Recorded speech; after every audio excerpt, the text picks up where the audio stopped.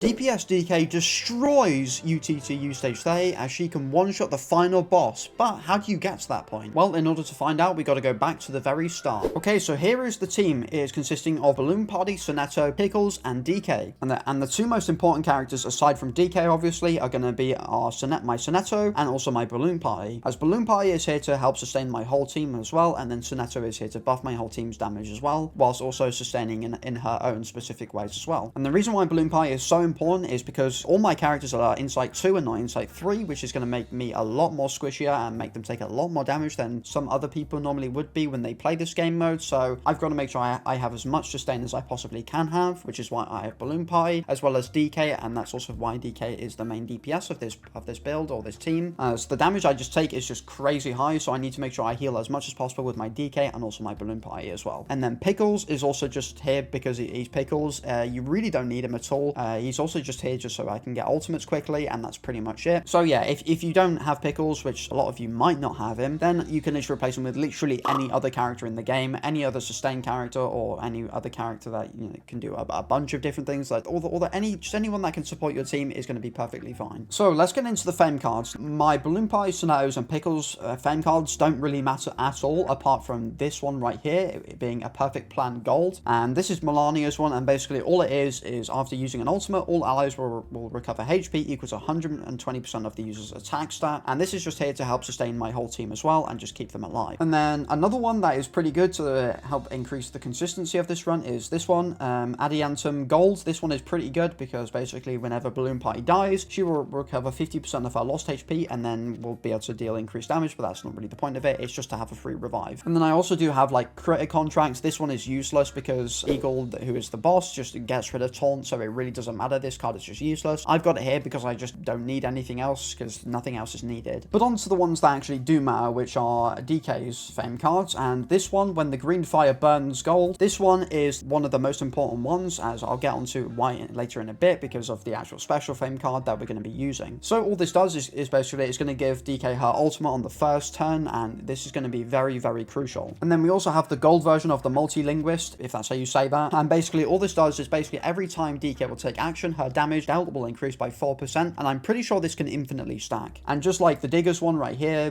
when the green fire burns, this one is also going to be very, very crucial in helping us deal a load of damage. Now, if you don't actually have the gold rarity of these fame cards, honestly, it really doesn't matter, because when I first beat it, I used this blue version of the multi-linguist, and it was literally perfectly fine. I was able to do just enough damage in the end, so if you don't have the gold version, then you can use the blue version. It's perfectly fine. And then also for the Digger's one, if you have the yellow one, that's also completely fine. All you need is the Moxie +5 from it, and that's all that matters. I'm just using the gold fame card because it's a lot easier and it's going to make my life much nicer. So now on to the most important thing of this all, which is going to be Vertin's fame card, is the New Old World. And if you don't know where you can get that, you get it from the achievement section in the UTTU event, and basically all you got to do is read 15 times. So once you complete the first 15 stages, you can get this fame card, and this fame card is going to be the key source of our damage, as essentially what this does is whenever an allied character has an ultimate, after each action that they take and at the end of each round, the next ultimate will deal 20% increased damage, and then the character will gain immunity to Moxie reduction effects as well, and then also it will increase our incantation limit by 2, and then when a character dies, that will then reduce to the normal amount. Now this effect can also infinitely stack, and yeah, you'll be able to see the crazy amount of damage that we can do with this, as every time our Dikke is going to act, because with the Digger's fame card, we're going to get our ultimate turn 1, which means every time Dikke will act, and also at the end of every round, she will gain one of these ultimate damage stacks. So essentially this whole build is built around one-shotting the boss, and this is the most important thing and the most crucial thing that you can do in this, is because one of the rules in this stage is that at the beginning of every round, Eagle, who is the boss, is going to restore their HP all the way to full. So it's time to go ahead and absolutely destroy Eagle and do as much damage as we possibly can. And then in terms of melody as well, I'm using the first melody, as we're going to be using the cost 25 one, the bottom skill, as it's going to allow us to redraw a whole new hand as well, so we can consistently get Dikke cards. So thanks to the Diggers thing, we have our ultimate straight away, so every time Dikke is going to act, we're going to be able to get some free damage stacks with her. So this turn, it really doesn't matter. We can just go ahead and waste a bunch of cards. It really doesn't matter.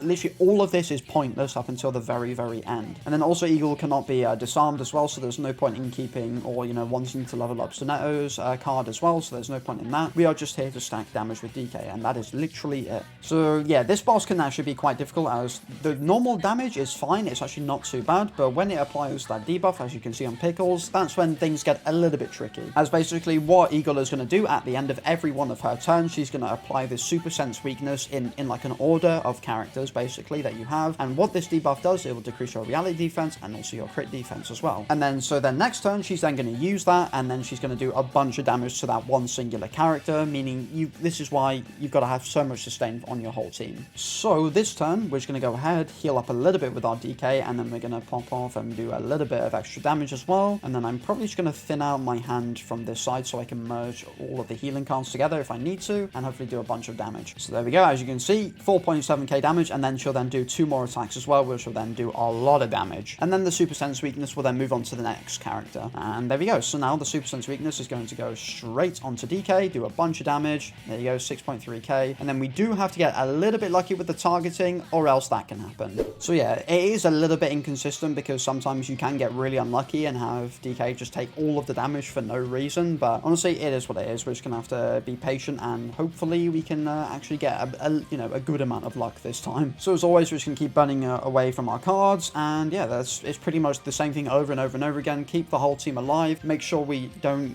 use any cards that we might want to use, because towards the end we're gonna want to try and build a level 3 buff for Soneto as well, or just use Pickle's ultimate, which is much easier to do. So are we gonna get unlucky again? Let's find out. We can eat that.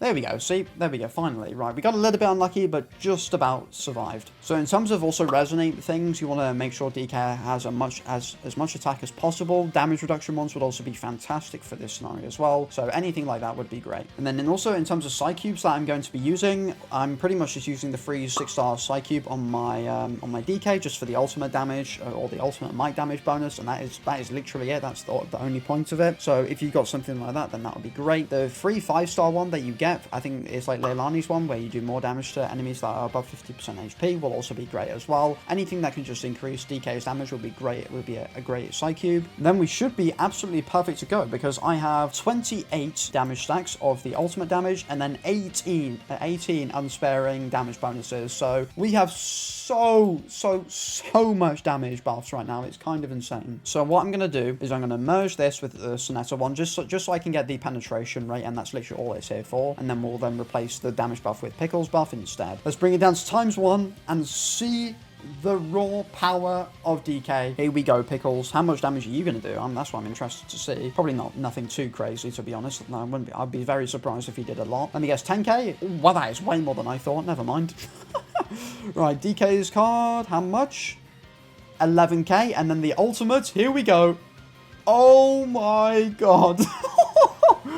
170,000! Oh my days. So there you have it. That is DPS DK. Make sure you like and subscribe, and drop a comment down below what you thought of this team and build, and whether it helps you or not. And I'll see you in the next video. Peace.